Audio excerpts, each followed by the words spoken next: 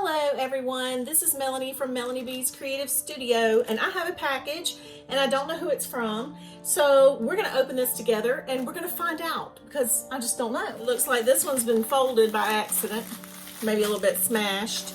This one's much smaller, so let's open these up and have a look. So this order is from a company that reached out to me, and they were asking me if I'd be willing to test their products, and of course I said yes, because I enjoy testing out different companies' products for you guys, because it helps me, but it also helps the company, and it helps you know who we can trust and what to expect when you order from a certain company. So this is from DIY Digital Art, and they have a variety of different types of products. And of course you can see they've got diamond paintings and paint by number kits. So what I'm going to do is I'm going to separate the diamond painting and do a separate review on that, and we will just go with the paint by number for today.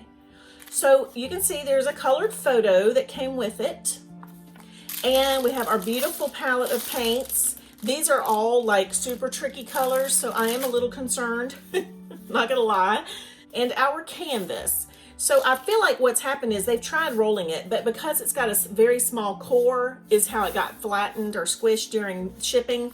And we all know how the shippers are handling products right now. So yeah, not a real good thing. So this is an interesting texture. It is more like it's actually like canvas that doesn't have fabric on the back. I don't even know how to explain it. It's kind of a plasticky feeling, but I like it. It's very different.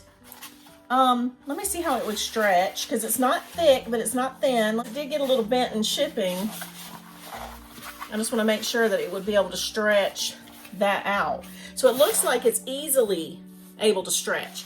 Now, you'll notice black lines, black numbers. Now, you know my preference is gray.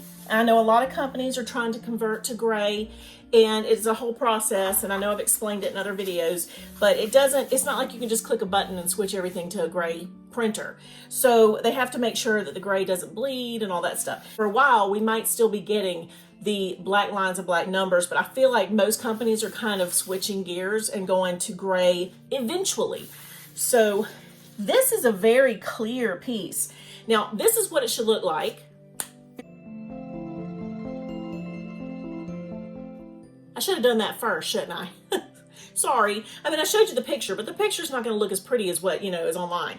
But this is about what it's going to look like when it's painted. So that is a more accurate representation of what it should look like once I'm done with this piece. All right, we've got our brushes. This is a very affordable website. So, and it comes from China. You know, I've got to swatch these paints, especially because fluorescent paints are never easy to work with.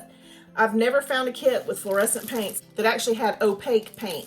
So I'll be real interested to see how these turn out, because I have quite a bit of these that are very fluorescent. And of course I had to pick the picture, I didn't think it looked fluorescent on the one online, but you know how your camera can look different and your screen can look different than what you get. So I'm always prepared for that.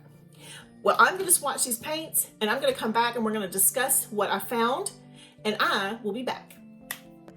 Okay, so I went ahead and I swatched these paints. It is a really pretty palette.